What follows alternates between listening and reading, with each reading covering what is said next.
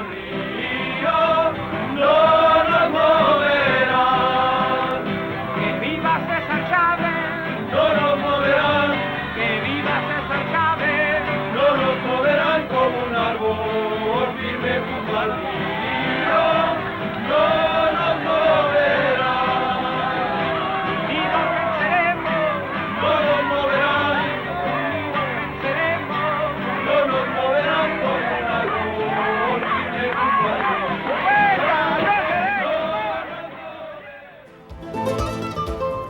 Mexico was in turmoil when the century was young. The Mexican Revolution began in 1910, creating great turmoil and poverty. Mexicans looked to the north, el norte, for a chance at a new life. To understand Mexican immigration into the United States, you have to look at a big picture. And that is that we're in a world, we talk about globalization right now in the 90s as if it was something new. Globalization began back in the 19th century. And so in the late 19th century, what happened is that American capital penetrated into Mexico, established businesses of all types, whether it was a lot for export in terms of agricultural products, mining, railroads penetrated Mexico. At the same time that you have the development of the railroad in the United States, you have the penetration or the building of the railroad in Mexico. And the two linked together to link the two countries. And capital hired, U.S. capital hired a lot of Mexicans in Mexico, but it also went and hired Mexicans to come up from Mexico into the United States. And Mexicans came to work from the beginning of this century, literally in almost all of the 50 states that we have. Of course, not Hawaii, but the continental states. And Mexicans found it convenient and desirable because the rate of pay was higher up here. There might have been less exploitation. And so there was both what historians and sociologists call a push and a pull.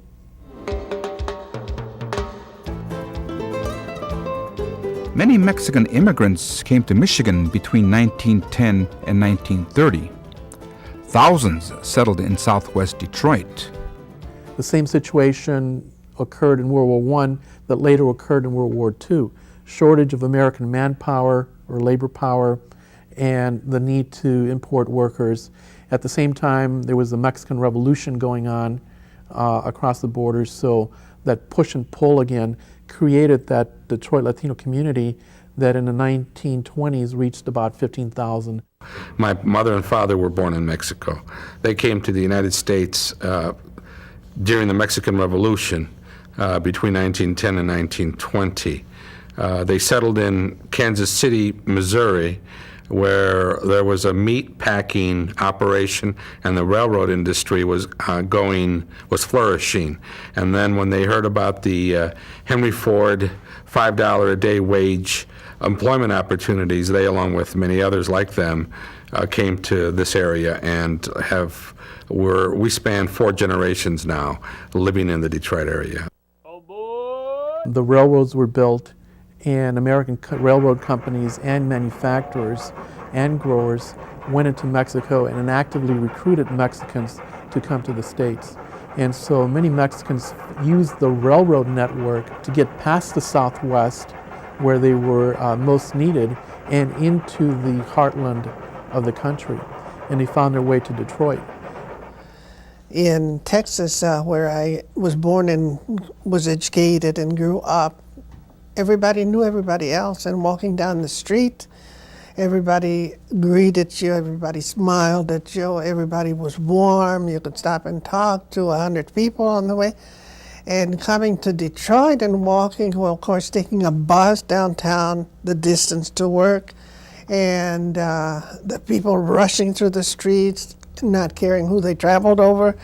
And the coldness of the people, they just seemed to look through you, not even at you, but through you. And that was horrible. One of the things that occurs when labor migrates is that other people migrate, merchants, lawyers, doctors, and so they come to serve their community. So it wasn't all working class. There were people who had some even school teachers who might have a basic education had an intellectual life, and which then they used to create a community around the population that settled in Detroit. Mexicans came to El Norte to work. Some picked sugar beets, cherries, and cucumbers. They were called braceros because they made their living with their brazos, their arms. Farm work was tough work, and it hasn't changed much over the last century. Some Mexicans went straight to Detroit to work in automobile factories. Some farm workers left the fields to work in the city. And so what happens is that from the beginning of the importation of agricultural workers in this country to the present, the agricultural worker has had a tremendous struggle to try to just gain a basic subsistence quality of life with decent housing, decent water, decent toilets, decent education. It's sort of as if they're the informal slaves of the American economy. The scenes of these families being shipped like worse than animals in trucks from Texas was horrifying. Many of them died en route. Many of them became extremely ill with their children. Sanitary conditions were absolutely abominable. They got to these farms and they were herded into makeshift huts without any facilities. The children were not provided with schools, but were required to go into the fields with their parents. Well, the life of the farm worker in the United States almost seems like an exception to everything else that we know in terms of progress and the quality of life. For some reason, the agricultural lobbies in this country are similar to the gun lobby. They have a lot of money, they're organized, they're concentrated, and they're able to promote their interest against workers who do not have the income to unionize and who do not have the support of the larger society. Fortunately, some of them were able to free themselves of that life and come down into Detroit, where there were opportunities in the automotive industry for work and better pay, and maybe some better housing. Immigrants would have been drawn to Detroit by the availability of jobs, certainly. This is a remarkably fast-growing city in the early decades of this century. The auto industry goes from producing just 4,000 vehicles in 1899 to producing just 21 years later over 1.5 million units. With Henry Ford's introduction of the moving assembly line, he's able to de-skill the work, in effect. He replaces skilled labor with machinery and with a new production process that broke up previously skilled tasks into dozens and hundreds, really, of repetitive tasks that did not require previous metalworking skills. The problem Henry Ford faced was that not many people wanted to stay in those jobs. It was extraordinarily hard work, unprecedented really in the degree to which it was regimented and machine-paced. So there was extraordinary turnover. People would enter the plant and leave it the next day in very many cases. And so to hold people on the line and reduce turnover, Henry Ford took the extraordinary step in 1914 of doubling wages to $5 a day. Now, what I know of my grandfather's arrival in Detroit, he used to tell me that he saw the flyer for coming for $5 a day to Detroit, and that he had met my grandmother in a park and said to her, "I'm going to go to Detroit. I'm going up to Detroit to work for $5 a day. Why don't you come with me?" And she said, "Well, marry me and I will." And they had this wedding and they came to Detroit and they started their family there. For industrial labor that did not require substantial skills, there were no wages anywhere on planet Earth that paid better than here in Ford, in Detroit, and then later, and very soon after, other auto manufacturers had to match that wage if they wanted to keep the labor inside their factories. So there's an extraordinary number of jobs that are better paid than anywhere else in the world, and the news of this is really circling the globe. The manufacturers and newspaper accounts are promoting Detroit as the place to go if you are looking for a new future.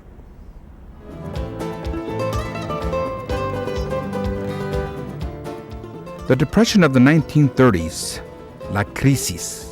Detroit's economy was devastated. In an attempt to save jobs for other citizens, the federal government began a program to pressure Mexican Detroiters to return to Mexico. It was called repatriation. The repatriation of Mexicans, that is, in some cases I might call it a deportation, but there was also a lot of voluntary movement of Mexicans from the United States to Mexico during the Great Depression. That is, the economy in the United States collapsed, it collapsed worldwide, in Mexico as well. Well, my father told us very little about that, but he was totally against it. He didn't think it was fair that people were given promises and then these promises were not held through. He knew of some people, some of his friends, that went back, and the Depression was a very hard time. He would talk about the Depression. Some of my brothers were born during that era, and how difficult it was. And as a proud Mexican person, he had to go to welfare. And he was very humiliated. And he went and he received welfare for a few weeks, and he went back and he said, I will do anything. I will sweep streets. I will do anything, but I don't want you to keep me on welfare. I want to work. The government decided that there were too many Mexicans here, and there were too many people that they couldn't support, or there were not enough jobs, and for a variety of reasons. The Mexican community was essentially rounded up and sent back, or encouraged to leave. In the beginning of the repatriation, there was money provided for people to return home to Mexico if they needed it. And Diego Rivera was painting the murals here at the time and was instrumental in helping people set up cooperatives in Mexico with the money that he gained from the murals. And at the time, in the beginning, it was just like there was no jobs and people had to go back to Mexico. But I think midway through it, the money ran out for people to have any kind of startup money, and the government was determined to get rid of the Mexicans that were here because they were a drain on the community. Probably about 80% of the Mexican population was encouraged or forced to return to Mexico. In Detroit, there was about a population of 15,000 Mexicans and Mexican Americans here, and probably about 12,000 to 12,500, maybe even as much as 13,000, either returned to Mexico voluntarily because they felt that they might be able to survive there better, or were forced by the public authorities in Detroit through a variety of means to get on a train and go back to Mexico. So when this happened to them, the community was dispersed completely, and people left in caravans and went back to places where they were really no longer able to live. During the Depression and the repatriation, Diego Rivera, Mexico's premier artist, came to Detroit. He painted a series of murals at the Detroit Institute of Arts, commissioned by Edsel Ford. When I arrived, the whole north wall was completed, and they were working on the south wall. And he said, because I want to expand the form. That guy's too skinny. He's driving me crazy. He's thin, all right, but I want to make the forms more preponderous because I want to somehow get the Aztec and the Mayan feeling that I'm used to in my native work into this painting, and it's still lacking. I'm not satisfied. I want all these four walls to feel like a massive unity. But what's interesting also is that the longer they look at the mural, the old-timers, the more they'll point out the various ways in which, in effect, Rivera has airbrushed the picture. He's almost idealized the factory in some respects. The air has been purified in a way that was not the case in that factory. The air is much clearer. You also see a racially and ethnically integrated workforce in portions of that mural, and that was not the case either. Rivera has done what the auto industry, in effect, refused to do, and that was he integrated the work process. You also see a sort of stylized, almost choreographed picturing of the workforce. They really are clearly in a collaborative effort.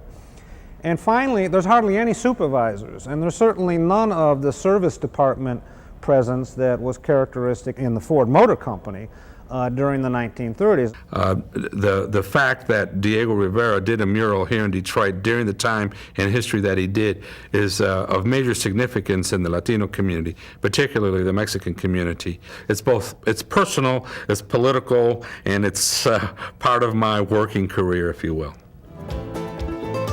World War II came in 1941, and suddenly America's factories needed workers. Once again, thousands of Mexicans moved to El Norte. Many settled in Detroit. During the war and throughout the 1950s, Mexican Detroit rebuilt itself. Central to the community was the church. I came to Detroit in 1950. My foster mother and I decided to come for vacation here, and I had an ulterior motive. I decided to look for jobs. And finding that there was a big market of jobs here, I decided that we would move. So the following year, we closed up our house and gave up my job and came to Detroit. What I liked about my community was that everything was there. It was, the school was there, the church was there, and we belonged to St. Anne's Church in the Ambassador Bridge area. And everything we needed was in that immediate area. After the repatriation, there was no longer such a church. We've never had our own church again to that extent. But it's always been a very important factor in the life of our community. We were one place that the Latino community could go to find a home. Some of us, and thank God the pastors that went before me, accepted the community and provided a place for them to celebrate their faith. They came out of a Catholic worshiping community in Mexico or in Puerto Rico or wherever, and they could gather here at St. Anne's. They did it at Holy Trinity and Holy Redeemer. And they could gather as a people of faith and celebrate their faith in their own language. We pray in the language of our heart, and it's very important that we provide places for people to pray from their heart. The church, which had a lot to do with our involvement, came to the community leaders and said there's money available. The community has not done anything to get that money. And so we decided to organize to request the Archdiocese money. And so we put LACET together. And from that point on, SER developed, which is the Employment Redevelopment Organization. From that, the CHAS came out, which was the Health and Social Services. Since I worked for the state, I was assigned to work in the community as a Latin American community liaison. And I was to help resolve the problems that the people had complained about, the lack of services. And the civil rebellion helped the community because then we were organized to help ourselves. In the 1960s and 70s, Mexican Detroiters again endured forces which split their community. New freeways cut through neighborhoods. There was civil unrest, and many auto jobs were lost or relocated elsewhere. During this era, Mexican Detroiters founded organizations which still provide services for the community today. The Hispanic community was more of a close-knit community around its Catholic churches, Most Holy Trinity, St. Anne's, Holy Redeemer. Our business areas were basically centralized in southwest Detroit. The progress of the city, like it affected the Hispanic community by building I-75 through it and not putting bridges to connect one end of the community to the other. The freeway was sort of took a curve in order to not get rid of Most Holy Trinity Church. But then they knocked down a lot of homes that were in that area of Holy Trinity where there were a lot of Hispanic people.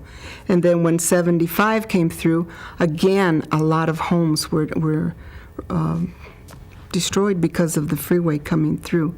And I remember there was petitions, and there was all kinds of, well, there was a few marches, because they wanted to have a walk ramp over Bagley so that the community would not be torn apart like that. But I guess it didn't happen. Today, the community is once again rebuilding. There are new businesses, stores, restaurants, and industrial enterprises. And there are new neighbors. Mexican Detroiters have persevered and forged an enduring community. But many of the Detroiters who are Latino, as a result, have been here for generations. And so they've been able to find work. When the auto industry was booming, they were able to find work there. It wasn't always the best jobs, but they were able to get employed in the supplier industry. Great Lakes Steel, for example, when it existed, was a major employer of Latinos here. And as a result of that, Latinos and Mexicans, particularly because they compose about 60 or plus % of the Latino population, have been able to build on generational successes. There's like two sides, you know, there are the complainers that are always complaining about, we don't get this, we don't get that, you know, instead of focusing on what we do get and becoming involved, because when you become involved, then you can make changes. But when you just sit back and complain, you know, you can't. Our citizens have to organize, meet on a regular basis, come up with some constructive ideas. And once you do that, attend your council meeting on a regular basis and put your input into it on how you feel that this could be improved. I'm talking about the citizens, how they could improve in their community where they live. There's the discussion is much wider than just people who speak English, whose culture is from the U.S. for a long time. The discussion is much broader. Here we are, a group of people who came from just across the border, a border that hasn't always been there, and into a land that we were really recruited into, and have worked very hard to build it in terms of the railroad, in terms of the fields, in terms of the factories, in terms of all of these things. We've done nothing but hard work and taken away very little. So I think that the contributions made by our community are really largely ignored and haven't been really celebrated or seen. And I think that that's one of the things that we're really beginning to step up to the plate to try to do, especially to give some sort of recognition to the repatriados for what they went through and what they did, and the fact that we're here for them because of them now. The community's making progress, and I'm really glad it is, and I'm looking forward to the new community that I see developing in Southwest Detroit. Was that in order to regain your job at the particular employer you had left, very often there was an elaborate system of bribery and payoffs that were demanded by each particular supervisor. And then when they got there, there was this big house. But when they took them to their quarters, it was this little dirty shack in the back in the fields. And when the little girls saw that, they began to cry. Stereotyping that we most have to overcome, because the stereotyping justifies every form of discrimination that is possible. It is a vibrant community. It is a community where leaders are interested in helping their own. It is an emerging leadership people. And when my grandparents came, they worked at Ford, and my father is a retired auto worker also, and all of our family members came through from Mexico to Detroit and have been auto workers all this time. Some guys making money by get the job and sell it to the guys working on the line. It's a community that's coming back to life as new homes are being built here. New jobs are being found. People are expanding their education. They're finding new life in all sorts of different ways.